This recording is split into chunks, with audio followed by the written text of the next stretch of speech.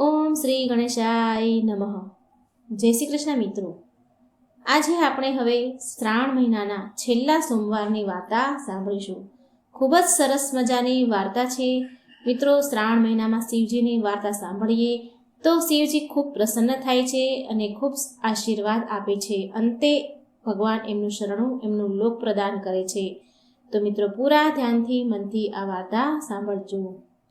આશુતોષ શશાંક શેખર ચંદ્રમૌલી ચિદંબરા કોટિ કોટિ પ્રણામ શંભુ કોટિ નમન દિગંબરા.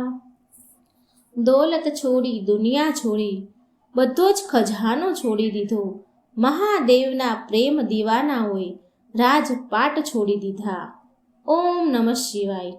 જય ભોળાનાથ. પ્રિય ભક્તગણોને દયાનિધિ ભગવાન શિવની કૃપાથી તમે બધું ખૂબ પ્રગતિ કરો. સારું સ્વાસ્થ્ય, તંદુરસ્તી અને સુખ સમૃદ્ધિ ભગવાન શિવ તમને અર્પણ કરે. પ્રિય ભક્તો, આજે આપણે માતા પાર્વતી અને ભોળાનાથની મનમોહક મન હરનારી એક રોચક કથા સાંભળીશું. આજની કથા બહુ વિશેષ અને મંત્ર મુક્ત કરનારી છે. તો તમારે આ કથા જરૂર પૂરી અંત સુધી સાંભળવી જોઈએ. તો ચાલો સાંભળીએ આજની આ સુંદર કથા. જો મિત્રો તમે હજી સુધી ચેનલને સબસ્ક્રાઈબ નથી કરી તો સબસ્ક્રાઈબ જરૂર કરી દેજો. તમારો આ નાનો એવો પ્રયાસ અમારા માટે ખૂબ જ મહત્વપૂર્ણ છે અને વિડીયોને લાઈક અને શેર પણ જરૂર કરજો. ચાલો સાંભળીએ સુંદર કથા. એકવાર મા પાર્વતી અને ભગવાન શિવ નીચે ધરતી ઉપર લોકોની પરીક્ષા લેવા માટે આવ્યા અને એ સમયે પૃથ્વીલોક પર સંધ્યાનો સમય હતો. મુશળધાર ધોધમાર વરસાદ આવી રહ્યો હતો. એ સમયે શિવ પાર્વતીએ વૃદ્ધ ડોસા ડોસીનું રૂપ ધારણ કર્યું અને રાજ્યના સૌથી ધનવાન શેઠના ઘરનો દરવાજો ખખડાવ્યો. જ્યારે એ ઘરના શેઠજીએ દરવાજો ખોલ્યો તો શેઠજીએ એ બે વૃદ્ધ દાદા અને માજીને જોયા અને જોર જોરથી શેઠ એમને ખીજવા લાગ્યો, ખૂબ વઢવા લાગ્યો. બહુ ખખડાવ્યા બંનેને અને શેઠ બોલ્યો કે તમે બંને માટીથી કાદવથી મારું આંગણું, મારું ઘર ખરાબ કરી દીધું. નીકળો અહીંથી, હમણાં જ અહીંથી જતા રહો. ખબર નહીં ક્યાં ક્યાંથી ચાલ્યા આવે છે. આમ શેઠે એ દાદાને માજીને કાઢી મૂક્યા. ડોસીમાં કરગરતા બોલે છે કે હે શેઠજી, અમે આ ધોધમાર વરસાદ છે અને એમાંય તે રાતનો સમય છે. અમે ક્યાં જઈશું? ઠંડીથી અમારા પ્રાણ નીકળી રહ્યા છે. અમને આ એક ખૂણામાં રહેવાની જગ્યા આપી દો ને, અમે સવાર થતાં ચાલ્યા જઈશું. એટલામાં મહાદેવ રૂપી એ વૃદ્ધ દાદા બોલ્યા, બેટા, ભગવાન તારું ભલું કરશે. અમને આજ રાત માટે અહીં રહેવાનું સ્થાન આપી દો ને. પરંતુ શેઠ તેઓ ખૂબ ગુસ્સો કરે છે. એનું ઘર વરસાદ હતો એટલે એ શંકર પાર્વતી સ્વરૂપ એ દાદાબાના કપડાં ખૂબ જ ગંદા હતા, માટીવાળા હતા, કાદવવાળા હતા, એમના પગ ખરાબ હતા અને શેઠનું તો આંગણું બગડ્યું. પણ શેઠ તો બહુ ગુસ્સો કરે છે અને જોરથી એમના મોં ઉપર દરવાજો બંધ કરી દે છે. પછી શું થાય? પાર્વતી રૂપી માજી બોલ્યા, જુઓ, સામે એક અંજવાળામાં એક તૂટી ફૂટી ઝૂંપડી જેવું દેખાય છે. તૂટેલું ફૂટેલું કોઈનું ઘર છે. કદાચ આપણે ત્યાં આશરો આપણને મળી જશે. એટલે શિવ રૂપી એ દાદા કહે છે, જ્યારે આટલા બધો ધનવાન શેઠ છે, આટલા ધનવાન શેઠને આપણને જગ્યા ન આપી. આ શેઠને તો જગ્યાની કોઈ કમી જ નથી, છતાં પણ એને આપણને આશરો ન આપ્યો. આ દિનહીન ગરીબ જેના ખુદના ઘરમાં પાણી ટપકી રહ્યું છે, તો શું એ આપણને આશરો આપશે? અને જો આપણને જગ્યા મળી પણ ગઈ ને એના તૂટેલા ફૂટેલા ઘરમાં, તો પૂરી રાત એક જગ્યામાં ઓઢ્યા પાથર્યા વગર ભીના કપડામાં બેસીને આપણા પ્રાણ નીકળી જશે. ડોસી રૂપી પાર્વતી બોલ્યા કે જે પણ થાય, હવે મારાથી ચલાતું નથી. બંને આગળ જઈને એ ગરીબ ઘરનું બારણું ખખડાવ્યું. એટલે હાથમાં દીવો લઈ તૂટેલી ફાટેલી સાડી પહેરેલ એક સ્ત્રી દરવાજો આવી અને દરવાજો ખોલ્યો. એ બંનેની દશા જોઈને, એ ડોસા ડોસીની દશા જોઈને એ સ્ત્રી બોલી કે આય હાય ડોસીમાં, અરે રે રે દાદા, આટલી અંધારી રાતમાં તમે ક્યાં ભટકી રહ્યા છો? આવો આવો, અંદર આવો. એ સ્ત્રી અંદર લઈ ગઈ દાદાને માજીને. તો એક નાની એવી કોટરીમાં, એક જે સ્ટોરરૂમ જેવું હોય નાનો એવો રૂમ હતો, એમાં તૂટેલા ફૂટેલા 2 ખાટલા પડ્યા હતા. એમાંથી એક ખાટલાને ખાલી કર્યો અને એ સ્ત્રીએ એ ડોસીમાને અને એ દાદાને, શિવરૂપી માજીને અને દાદાને બેસવા આપ્યો. તેની ઝૂંપડી ડોસા ડોસીના કપડામાંથી, તેની ઝૂંપડીમાં ડોસા ડોસીના જે કપડાં હતા ભીના હતા, પાણી પડી પડીને એની ઝૂંપડી ભીની થઈ ગઈ. પાણીથી નીતરતા હતા બંને જણા વરસાદમાં, તો એના કારણે ઝૂંપડી ગંદી થઈ, આખી ઝૂંપડીમાં પાણી પાણી થઈ ગયું. પણ તે સ્ત્રીએ એની જરા પણ ચિંતા ન કરી કે એની ઝૂંપડી, એનું ઘર ખરાબ થયું, પાણી પાણી થયું, કાદવવાળું થયું. અને ઉપરથી એ બંનેને તાપવા માટે લાકડા સળગાવ્યા, અગ્નિ પ્રગટાવી અને એમને તાપવાનું કહ્યું. પછી એ સ્ત્રીએ તેની જૂની કપડાની પેટીમાંથી 2 જૂના કપડાં કાઢ્યા અને બોલે છે કે હે માજી, હે દાદાજી, તમારા કપડાં બહુ ભીના લથપથ છે, પાણી નીતરી રહ્યું છે, એ કાઢીને આ કપડાં પહેરી લો. હું શું કરું? હું બહુ ગરીબ છું, માટે તમારે આ જૂના કપડાંથી કામ ચલાવવું પડશે અને તમારા ભીના કપડાં હું નીચવીને સૂકવવા મૂકી દઉં છું. આમ કહીને તેણે એ દાદાને અને બાને, એ માજીને કપડાં બદલાવી દીધા અને તે પછી રસોઈ ઘરમાં ગઈ અને 2 નાની નાની થાળી તૈયાર કરી જમવા માટે. 2 નાની નાની થાળીમાં બાજરાનો રોટલો અને ચીલની ભાજીનું શાક મૂક્યું અને તેણે ડોસીમાને કહ્યું કે હે માજી, આજે મારા ઘરમાં આ જ ભગવાનનો પ્રસાદ છે. મને બહુ દુઃખ છે કે મારા ઘરમાં નથી ઘી કે નથી દૂધ અને નથી ખાંડ. આ સાંભળીને વૃદ્ધ ડોસી રૂપી પાર્વતી બોલ્યા, કંઈ વાંધો નહીં બેટા, આ ભોજન અમને બહુ સ્વાદિષ્ટ લાગ્યું. શિવ પાર્વતી ખાતા ખાતા બોલ્યા. થોડી વારમાં તેનો પતિ આવ્યો. તે પણ બિચારો રોજગારીની શોધમાં જ્યાં ત્યાં ભટકીને થાકી હારીને ઘરે આવ્યો. તેની પત્નીએ અતિથિને ભોજન ખવડાવ્યા બાદ તેના પતિને એક બાજુ ધીરે રહીને લઈ ગઈ અને ચૂપચાપ બધી આ દાદાને ડોસી વિશે વાત કરી. આ બધું સાંભળીને એનો પતિ પણ ખૂબ ખુશ થયો.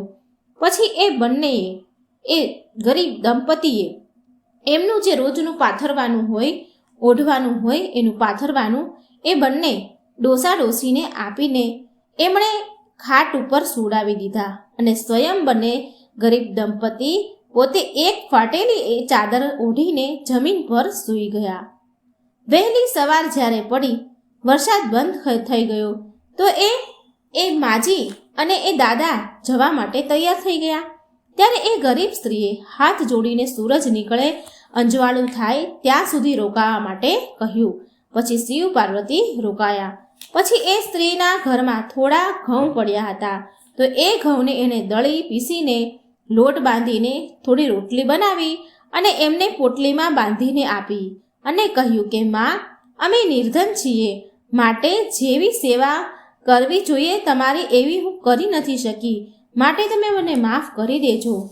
હે દાદાજી, હે બાબા, તમે પણ મને માફ કરી દેજો. તો પાર્વતી રૂપી ડોસીમાં બોલ્યા કે બેટા, અમારી જેવા ગરીબની સેવા જેવી તે કરી છે એનું ફળ તને જરૂર ભગવાન આપશે. આજે જે પણ વસ્તુને તું હાથ અડાડીશ તે પૂરો દિવસ ખાલી નહીં થાય. આમ કહીને ભગવાન શિવ પાર્વતી વૃદ્ધ રૂપી હતા તે ત્યાંથી ચાલ્યા ગયા. તો એ ગરીબ સ્ત્રીએ અંદર ગઈ રસોડામાં અને જે ચીલની ભાજી જે બનાવી હતી, જે કડાઈમાં, જે હાંડીમાં, એ હાંડી ઉઠાવી તો તે જોઈને આશ્ચર્ય પામ્યું કે હાંડીમાં સોના મોહર ભર્યા હતા. એ હાંડી એણે ખાલી કરી તો એ હાંડીમાં ફરી સોના મોહર ભરાઈ ગયા. આમ ને આમ સોના મોહર ઉઠાવીને મૂકતી ગઈ અને ફરી હાંડી ખાલી કરતી ગઈ અને ફરી હાંડી ભરાતી ગઈ. જેમ ખાલી કરે એવી હાંડી સોના મોહરથી ભરાઈ જાય. હવે આખો દિવસમાં તેની જે ઝૂંપડી હતી એ સોના મોહરથી ભરાઈ ગઈ. આખો દિવસ એણે આ જ કર્યું તો એની આખી ઝૂંપડી સોના મોહરથી ભરાઈ ગઈ. પછી તો એના પતિએ એ સોના મોહર વેચીને સારું મકાન ખરીદી લીધું, એક કપડાની દુકાન ખોલીને ધંધો ખોલી દીધો અને બહુ બધી જમીન ખરીદી લીધી અને સુખપૂર્વક રહેવા લાગ્યા. હવે જુઓ, એ ગરીબ સ્ત્રી તો અમીર બની ગઈ, પણ આ બાજુ જ્યારે પેલા શેઠને એ સમાચાર મળ્યા કે એના નિર્ધન પાડોશી એક રાતમાં ધનવાન બની ગયા છે, તો તે ગરીબ સ્ત્રી અને તેનો તેને પતિને બોલાવ્યા અને પૂછ્યું. તો એ ગરીબ સ્ત્રીએ સરળતાથી ખુલ્લા મનથી સાચા દિલથી બધી જ વાત કહી એ શેઠ અને શેઠાણીને. હવે એ શેઠ અને શેઠાણીને રાત દિવસ એ ચિંતા થવા લાગી કે કોઈ પણ રીતે અમને એ વૃદ્ધ ડોસી અને ડોસા મળી જાય અને એના અમે મન પ્રમાણે જેટલા જોઈએ એટલી સુવર્ણ મુદ્રા અમે મેળવી લઈએ. હવે એને એ ડોસા ડોસીને મેળવવાની લાલચ જાગી કે ક્યાંયથી અમને એ મળી જાય. જુઓ, હવે આપણે બધા જ જાણીએ છીએ મિત્રો, ભક્તો, કે મનુષ્યના હૃદયમાં જે પણ ઈચ્છા હોય છે ને એ ભગવાન તરત જ જાણી જ લે છે. ભલે આપણે કોઈને કહીએ કે ન કહીએ, પણ આપણે મનના ભાવ, મનની નીતિ ભગવાન અવશ્ય જાણે છે. હવે આમ એકવાર રાતે જોરમાં વરસાદ આવતો હતો, જોરમાં પાણી વરસી રહ્યું હતું, વરસાદ વરસી રહ્યો હતો અને એ વરસાદમાં બરફ પણ પડી રહ્યો હતો. તો ફરીને તે શિવ પાર્વતી ડોસી અને ડોસાના રૂપમાં ફરી ધરતી પર આવ્યા અને ફરી એ શેઠના દ્વાર પર આવ્યા, જે માતા પાર્વતી અને ભગવાન શિવ હતા, જેમણે ડોસા ડોસીનું રૂપ ધારણ કર્યું હતું. એ જ શેઠના દ્વાર પર પહોંચી એમણે દરવાજો ખખડાવ્યો. દરવાજો ખખડાવતીની સાથે શેઠે વીજળીના પ્રકાશથી અંજવાળાથી તે ડોસાને માજીને ઓળખી લીધા અને જલ્દી તેની પત્નીને એમને લેવા મોકલવા માટે કહ્યું. હાથમાં બેટરી લઈને શેઠાણી તે લઈને એ બહાર આવી અને ખોટી માતાને મમતા જતા લાગી. ડોસા ડોસી સામે ખોટી મમતા જગાવી. અરે રે બાબા, માજી, તમે તો ભટકી ક્યાં રહ્યા છો? આટલો જોરદાર વરસાદ આવી રહ્યો છે, તમે ક્યાં જાઓ છો? અંદર આવો. પછી ઘર નીચેથી તૂટેલા ખાટલા ઉપર તેમને બેસાડ્યા. ઘરમાંથી એ વધારાના જે ખાટલા હોય એ લઈ આવી અને એના ઉપર એ ડોસા ડોસીને બેસાડ્યા. ઘરમાં અનેક ગરમ કપડાં હોવા છતાં પણ એમના માટે 2 ફાટેલા જૂના કપડાની જોડ ક્યાંકથી એ શેઠાણી લઈ આવી અને બોલી કે બાબા, ઘરમાં આ સમયે આ જ હાજર છે. પછી એમણે ઘરની સૌથી જૂની થાળીમાં, જે ધોઈ પણ નહોતી અને લૂછી પણ ન હતી, એ થાળીમાં એણે ચીલનું ભાજીનું શાક અને જુવારનો રોટલો લઈ આવી અને જમવા આપ્યું. હવે શું, ભગવાન ભોળાનાથ અને માતા પાર્વતી વૃદ્ધ બન્યા હતા.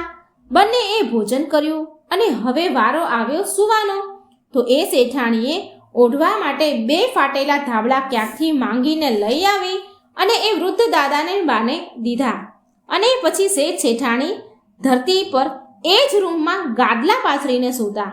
સવારે અંધારામાં જ્યારે વૃદ્ધ દંપતી જ્યાં તૈયાર થયા જવા માટે, તો શેઠે ના કહી કે રોકાઈ જાઓ, અને શેઠે ચણા દળીને પીસીને એની રોટલી બનાવી અને એમની સાથે પોટલીમાં બાંધી આપી અને બોલ્યા કે હે માજી, અમે બહુ દરિદ્ર છીએ, તમારી સેવા અમે કરી ન શક્યા, આશા છે તમે અમને ક્ષમા કરશો.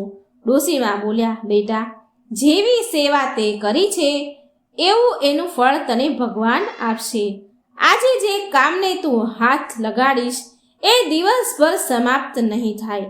આમ કહીને મા પાર્વતી અને ભગવાન શિવ ત્યાંથી અંતર્ધ્યાન થઈ ગયા. એમના જતાં જ શેઠ શેઠાણીમાં ઝઘડો થયો.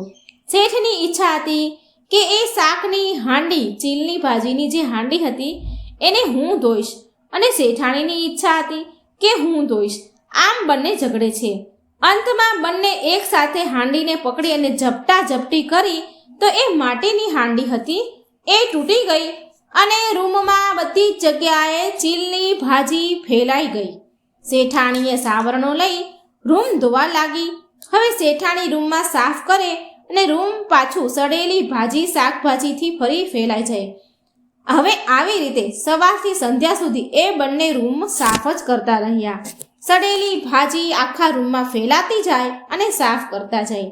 ત્યારે ભોળાનાથ બોલ્યા, હે પાર્વતી, તમે જોઈ રહ્યા છો ને કે આ શેઠે એના લાલચમાં આવીને દેવ દંપતીએ સડેલી ચીલની ભાજીને આખો દિવસ સાફ કરવામાં લાગ્યા રહ્યા છે. એટલે કહેવાય છે ને કે જેવી હોય નિયતિ એવી થાય ઉન્નતિ. ભગવાન શિવની વાત સાંભળીને શેઠ શેઠાણીની હાલત જોઈને માતા પાર્વતી ખૂબ ખિલખિલાટથી હસવા લાગ્યા અને બોલ્યા, હે પ્રભુ, તમે સાચું જ કહ્યું. લાલચી વ્યક્તિને ક્યારેય લક્ષ્મીની પ્રાપ્તિ નથી થતી અને એને તો એકને એક દિવસ તેના કર્મનું ભુગતાન કરવું જ પડે છે. તો પ્રેમથી બોલો, જય ભોળાનાથ, જય મા શક્તિ, શિવ પાર્વતી. પ્રિય ભક્તો, આજની આ પાવન કથા આપણને શીખ આપે છે કે આપણા મનનો ભાવ ભગવાનથી ક્યારેય છુપાતો નથી. આપણે ભગવાન પ્રત્યે સાચી શ્રદ્ધા ભક્તિ રાખવી જોઈએ. મનમાં કોઈ પણ પ્રકારનો મેલ વિકાર રાખવો ન જોઈએ, નહીં તો આપણને એવું જ ફળ મળે છે જેવી રીતે એ શેઠ અને શેઠાણીને મળ્યું. મિત્રો, હવે આપણે સાંભળીએ જગત જનની માં નવદુર્ગાની પાવન કથા. એક ગામમાં કુંભાર તેની પત્ની અને તેના બાળકો સાથે રહેતો હતો. એ કુંભાર માં દુર્ગાનો બહુ મોટો ભક્ત હતો. એ કુંભાર માં દુર્ગાની મૂર્તિઓ બનાવી અને બજારમાં વેચીને તેનું ગુજરાન ચલાવતો હતો. કુંભાર અને તેની પત્ની રોજ માં દુર્ગાની મૂર્તિની પૂજા કરે. કહેવાય છે ને કે માતા સાચા ભક્તોની પરીક્ષા જરૂર લે છે. તો એકવાર કુંભાર માં દુર્ગાની મૂર્તિ બનાવવા માટે માટીને એના પગથી ખૂંદી રહ્યો હતો. એ આંખો બંધ કરીને માં દુર્ગાનું ધ્યાન કરતા કરતા માટી કચરી રહ્યો હતો. કુંભારની પત્ની જમવાનું બનાવી રહી હતી. એમને નાનું બાળક હતું તો એણે એ ખાટલામાં સુવડાવી દીધું હતું અને જમવાનું બનાવવા લાગી. અચાનક એ બાળકની ઊંઘ ઉડી ગઈ અને રમતા રમતા ત્યાં આવ્યો જ્યાં એના પિતા કુંભાર માં દુર્ગાના ધ્યાનમાં લીન હતા અને પગથી માટીને કચરી રહ્યા હતા. અચાનક કુંભારનો દીકરો એના પગ નીચે આવી ગયો અને કુંભાર એના બાળકને એના પગથી માટીની સાથે કચરી ખૂંદી નાખ્યો. કુંભારના પગ અને માટી લોહીથી રંગાઈ ગયા. અચાનક જ્યારે બાળકની માં જમવાનું બનાવીને જ્યારે બાળકને જોવા બહાર આવી તો એનો દીકરો ખાટલામાં ન મળ્યો. એટલે એ એના પતિ પાસે પહોંચી તો જ એણે જોયું પતિ પાસે પહોંચી જ્યાં એ માટી ખૂંદી રહ્યા હતા. અચાનક એનું ધ્યાન તેના પતિ કુંભારના પગ પર પડ્યું અને એકદમ કુંભારના હાથને પકડીને માટીની બહાર ખેંચી લીધા. કુંભાર અને તેની પત્ની માટીને હાથમાં લઈને રડવા લાગ્યા. અરે રે, મેં આ શું કરી દીધું? મેં મારા બાળકને જ મારી નાખ્યું. કુંભાર અને તેની પત્ની મા દુર્ગાની મૂર્તિ સામે બેસીને રડવા લાગ્યા, કરકરવા લાગ્યા. કુંભાર બોલ્યો કે હે માં, હું તો તમારા ધ્યાનમાં લીન હતો. જો અમારું બાળક અમને પાછું નહીં મળે તો અમારો જીવ અમે આપી દઈશું. હવે જુઓ, મા દુર્ગા તો કરુણામય છે, જગતજનની છે. મા દુર્ગા બંનેની પ્રાર્થના સાંભળીને પ્રગટ થયા. એ જ માટીમાં કુંભારના બાળક જેવું એક પૂતળું તૈયાર થયું. મા દુર્ગાએ એમની શક્તિથી એ પૂતળામાં પ્રાણ પૂર્યા. કુંભાર અને તેની પત્ની એના બાળકને પાછો મેળવીને બહુ ખુશ થયા અને મા દુર્ગાનો જય જયકાર કરવા લાગ્યા. દેવી દેવતાઓ એના ભક્તની પરીક્ષા જરૂર કરે છે. તો આપણે આવી રીતે સાચી ભક્તિ રાખવી જોઈએ. હૃદય નિર્મળ રાખવું જોઈએ. પ્રેમથી બોલો, જય મા દુર્ગા. ઓમ નમઃ શિવાય. હવે મિત્રો, આપણે સાંભળીએ ભગવાન શિવની શ્રાવણ માસની એક અત્યંત પવિત્ર કથા. જો આમાં ભગવાન દાન વિશે શું કહે છે. એક નગરમાં એક શેઠ રહેતા હતા. તે બહુ ધનવાન હતા, બહુ સારા હતા. તેને કોઈ પણ જાતની અન્ન ધનની કમી ન હતી. કોઈ પણ તેના ઘરે તેની પાસે મદદ માંગવા આવે તો તે તેની મદદ જરૂર કરે, ક્યારેય કોઈને ના ન કહે.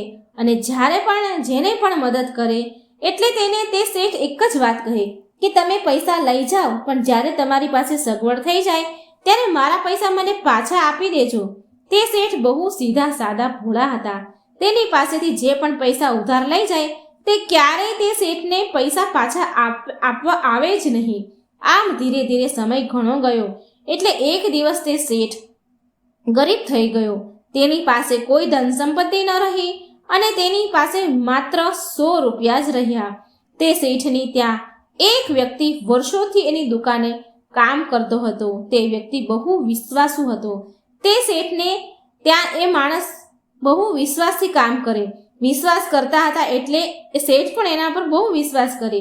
જે પણ જરૂરી કામ કરવાનું હોય તો શેઠ હંમેશા તે વ્યક્તિને જ કામ સોંપે. અને જે શેઠને ત્યાં કામ કરતા માણસ ભગવાનનો એ માણસ હતો એ ભગવાનનો બહુ મોટો ભક્ત હતો.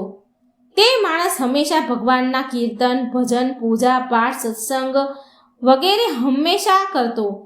હંમેશા એમાં વિશ્વાસ રાખતો. શેઠની ત્યાં પૂરા વિશ્વાસ સાથે તે નોકરી કરતો હતો. ભગવાનનો ભક્ત હતો. એક દિવસ તે માણસે શેઠને કહ્યું, શેઠજી, જ્યારે મારે ભગવાન જગન્નાથની યાત્રા કરવા માટે જવું છે, માટે મને થોડા દિવસની રજા આપો. તે શેઠે તેના નોકરને રજા આપી અને કહ્યું, ભાઈ, તે હંમેશા મારી દુકાનમાં એક નોકર બનીને નહીં પણ હંમેશા માલિક બનીને કામ કર્યું છે. હું તારા પર બહુ વિશ્વાસ કરું છું. લોકો મારી ઇન્સાનિયતનો, મારો ભોળપણનો હંમેશા ફાયદો ઉઠાવે છે, પણ હું તો હંમેશા એવું જ વિચારું છું કે કોઈ માણસને મારા તરફથી મદદ મળે અને તે માણસનું સારું થાય તો મારે તે માણસની મદદ જરૂર કરવી જોઈએ. હું આવું જ લોકોનું ભલું વિચારીને બધાની મદદ કરું છું. પણ આજનો માણસ તો એવો છે કે પૈસા તો ઉધાર લઈ જાય છે પણ પાછા ક્યારેય આપવા આવતો નથી. અને આ જ કારણથી મારા પાસે જેટલી પણ ધન દોલત હતી, જે પણ મારી પાસે હતું, એ બધું જ લોકોને ઉધાર આપવામાં ચાલ્યું ગયું. હવે તો માત્ર મારી પાસે 100 રૂપિયા બચ્યા છે. અને હવે હું તને કહું છું, ધ્યાનથી સાંભળ. હું તો સંસારી માણસ છું. હંમેશા વ્યાપાર કરવામાં જ વ્યસ્ત રહું છું. માટે હું ક્યારેય તીર્થયાત્રા પર જતો નથી. આજ સુધી ક્યારેય કોઈ દેવ દર્શન કરવા માટે યાત્રા મેં કરી નથી. માટે જો તું ભગવાન જગન્નાથના મંદિરે જાય છે તો મારી પાસે માત્ર આ 100 રૂપિયા વધ્યા છે. તો તું આ 100 રૂપિયા લઈને અને ભગવાન જગન્નાથજીના ચરણોમાં આ 100 રૂપિયા અર્પણ કરી દે છે. અને હવે આ માણસે ભગવાનના મંદિરે ભગવાનના ચરણોમાં અર્પણ કરવા માટે લઈ ગયો. અને તે માણસ 100 રૂપિયા લઈને ભગવાન જગન્નાથની યાત્રા કરવા માટે નીકળી ગયો. અને બહુ દિવસોથી પગપાળા યાત્રા કર્યા બાદ ભગવાન શ્રી જગન્નાથ પુરી પહોંચ્યો. અને મંદિર તરફ જવાના રસ્તે તે ચાલી રહ્યો હતો. અને તેણે જોયું કે બહુ બધા ભક્તો વૈષ્ણવ ભજન કરતા વૈષ્ણવજન સંતો હરિનામ, હરિ બોલો, રાધે બોલો નામ ભજન કરતા જાય છે. તે ભગવાનમાં મસ્ત થઈ ગયા હોય છે. અને બધાની જ આંખોમાંથી આંસુની ધારા વહી રહી છે. જોર જોરથી હરિ બોલ નામ ગુંજી રહ્યું છે. અને બધા ભગવાનના ભજન કરી આનંદ કિલોલ કરી રહ્યા છે. અને પછી તે માણસ તે ભજન ગાતા સાધુઓના ટોળામાં ભળી જાય છે. તેમની સાથે હરિ બોલના નામ જાપ કરવા લાગે છે. અને તે પ્રભુ ભક્તિનો આનંદ લેવા લાગ્યો. અને તે માણસ વિચારે છે કે મારી પાસે પેલા શેઠના 100 રૂપિયા છે, તો લાવને હું ભક્તજનોને જમાડી દઉં. આમ વિચારીને પેલા માણસે જે શેઠે 100 રૂપિયા આપ્યા હતા એનાથી સાધુ ભક્તોને જમાડવાની વ્યવસ્થા કરી દીધી. અને આ બધાને જમાડતા 98 રૂપિયાનો ખર્ચ થયો. અને હવે આ માણસ પાસે પેલા શેઠના આપેલા 100 રૂપિયામાંથી 98 રૂપિયા તો વપરાઈ ગયા. હવે માત્ર તેની પાસે 2 રૂપિયા બચે છે. અને એ વ્યક્તિ વિચારે છે કે હું આ 2 રૂપિયા શ્રી જગન્નાથજીના ચરણોમાં શેઠના નામથી ચડાવી દઈશ. અને જો શેઠ મને પૂછે તો હું તેમને કહી દઈશ કે તમારા 100 રૂપિયા ભગવાનને મેં અર્પણ કરી દીધા. શેઠ તો એવું નહીં પૂછે ને કે 100 રૂપિયા ચડાવ્યા કે તેમાંથી ઓછા ચડાવ્યા. તે તો એવું જ પૂછે ને કે તે પૈસા ભગવાનને ચડાવી દીધા કે નહીં. હું એમને કહી દઈશ કે હા, મેં પૈસા ભગવાનને ચડાવી દીધા. આમ જૂઠું પણ નહીં કહેવાય અને કામ પણ થઈ જશે. આમ તે માણસે ભગવાન જગન્નાથજીના મંદિરમાં પ્રવેશ કર્યો અને ભગવાનને ભાવપૂર્વક હૃદયથી દર્શન કર્યા. અને ત્યાં તેણે શેઠના વચેલા 2 રૂપિયા હતા એ ચડાવી દીધા. અને ભગવાનને કહ્યું કે હે ભગવાન, આ 2 રૂપિયા મારા શેઠે તમારા ચરણોમાં અર્પણ કરવા માટે આપ્યા છે. આમ તેણે 2 રૂપિયા ભગવાનને અર્પણ કર્યા. અને આમ બીજી બાજુ તે શેઠના સપનામાં શંકર ભગવાન આવ્યા અને ભગવાને તે શેઠને આશીર્વાદ આપ્યા અને શંકર ભગવાન બોલ્યા કે તે એક વ્યક્તિના માધ્યમથી મારા માટે 98 રૂપિયા જે મોકલ્યા હતા તે મને મળી ગયા છે. અને આટલું કહીને શંકર ભગવાન અંતર્ધ્યાન થઈ ગયા અને શેઠ તો એકદમ ઉઠી ગયો, ઊંઘ ઉડી ગઈ અને વિચારવા લાગ્યો કે મેં તો મારા નોકરને 100 રૂપિયા આપ્યા હતા અને તેણે તો માત્ર ભગવાનના ચરણોમાં 98 રૂપિયા જ ચડાવ્યા અને આ 2 રૂપિયાનું તેણે શું ખાઈ પી લીધું હશે, તેણે ક્યાં વાપર્યા હશે? મને તો કંઈ સમજાતું નથી કે મારા નોકરને એવી રીતે શું જરૂર પડી ગઈ કે તેણે તે 2 રૂપિયા ભગવાનને ઓછા ચડાવ્યા. અને આ શેઠ તો હવે દિવસ રાત તે જ વિચાર કરતો રહ્યો અને થોડા દિવસ થયા એટલે તે વ્યક્તિ જાત્રામાંથી પાછો આવ્યો અને તે શેઠને ત્યાં નોકરીએ આવ્યો અને એ શેઠે તે નોકરને પૂછ્યું કે મારા આપેલા પૈસા તે ભગવાન જગન્નાથજીને અર્પણ કર્યા હતા કે નહીં? અને તે વ્યક્તિ શેઠની વાત સાંભળી શેઠને કહે છે કે હા માલિક, તમારા પૈસા ભગવાનના ચરણોમાં મેં અર્પણ કરી દીધા. પણ શેઠ તેને ફરી પૂછે છે કે તું મને એક વાત બતાવ કે તે માત્ર ભગવાનને 98 રૂપિયા જ કેમ ચડાવ્યા અને 2 રૂપિયા તે ક્યાં વાપર્યા? મેં તો તને 100 રૂપિયા આપ્યા હતા ને? પછી તે માણસે તે શેઠને પૂરી વાત કહી. તેણે કહ્યું કે મેં 98 રૂપિયાથી સંતો અને ભક્તોને જમાડ્યા અને એમાંથી જે 2 રૂપિયા વધ્યા હતા તે મેં ભગવાન જગન્નાથજીના ચરણોમાં ચડાવ્યા. અને હવે તે શેઠ તેના નોકરની વાત સાંભળીને આખી વાત સમજી ગયા અને બહુ ખુશ થયા અને પછી તે તેના નોકરના ચરણોમાં પડી ગયા. તેને કહ્યું કે તારા કારણથી જ મને આજે ઘરે બેઠા જ ભગવાન ભોળાનાથના દર્શન થઈ ગયા અને આજે રાત્રે હું ભગવાનની પૂજા કરીશ અને એક વાત જરૂર પૂછીશ કે મારી પાસે જે પણ માણસ મદદ માંગવા આવે છે તે જેની હું મદદ કરું છું તે માણસ મને પૈસા પાછા આપવા કેમ નથી આવતો? ભગવાન મારી સાથે આવું કેમ થાય છે? અને એ શેઠ સાંજે ભગવાનની પૂજા કરે છે, રાત્રે ભગવાનના વિચાર કરતો કરતો સૂઈ જાય છે અને પછી ફરી શંકર ભગવાન તે શેઠના સપનામાં આવ્યા અને તે શેઠ ભગવાનને સપનામાં પૂછે છે કે ભગવાન, હું દરેક વ્યક્તિને મદદ કરું છું પણ મારા પૈસા કોઈ મને પાછા નથી આપતું. શેઠની આવી વાત સાંભળી શંકર ભગવાન કહે છે કે આજે હું તને 4 કામ એવા કહું છું જે આ 4 કામ કરીશ તો માણસને ક્યારે શરમાવું નહીં પડે. જે માણસ આ 4 કામ કરશે એ ક્યારેય આ કામમાં શરમાવું ન જોઈએ.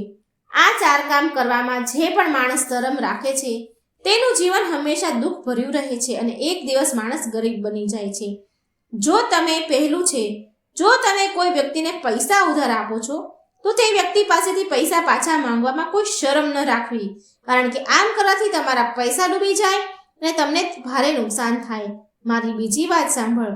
બધા જ લોકો ચાહે કે તેમનું જીવન સુખ શાંતિથી જીવે, તેમના ઘરે સુખ શાંતિનો હંમેશા વાસ રહે અને એના માટે કમાવું જરૂર છે.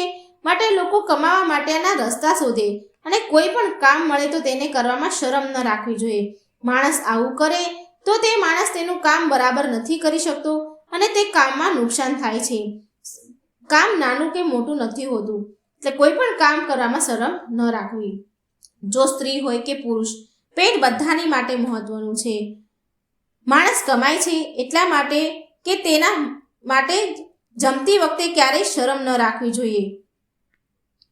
માણસ કમાય છે એટલા માટે કે તેના ઘરમાં ક્યારેય ખાવાનું પૂરા પ્રમાણમાં મળી રહે, ક્યારેય ખાવાનું ખૂટે નહીં. માટે જમતી વખતે ક્યારેય શરમ રાખવી ન જોઈએ. ઘણા લોકો બહાર ભોજન કરતા શરમાય છે અને અડધા ભૂખ્યા રહે છે અને ક્યારેય પોતાની ભૂખને મારીને આત્માને દુભાવવો ન જોઈએ.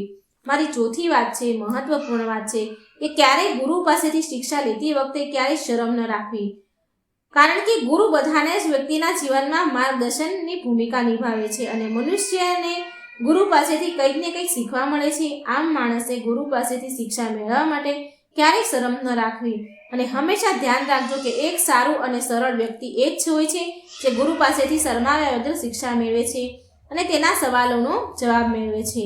અને છેલ્લે ભગવાન શિવ કહે છે કે મને તમારા પૈસાની કોઈ જરૂરત નથી. ભગવાને તે 98 રૂપિયા સ્વીકાર કરે છે જે જીવ માત્રની સેવામાં ખર્ચ કરાયા છે અને તે 2 રૂપિયાનું મારા માટે કોઈ મૂલ્ય નથી, કોઈ મહત્વ નથી જે મારા ચરણોમાં ચડાવ્યા છે. તો મિત્રો આવી રીતે સરસ મજાનું જ્ઞાન શિવજીએ આપ્યું છે. તો મિત્રો આ હતી શ્રાવણ માસની કથાઓ. જો તમને વિડીયો સારો લાગે તો લાઈક કરજો, શેર કરજો, આ ચેનલને સબસ્ક્રાઈબ જરૂર કરી દેજો.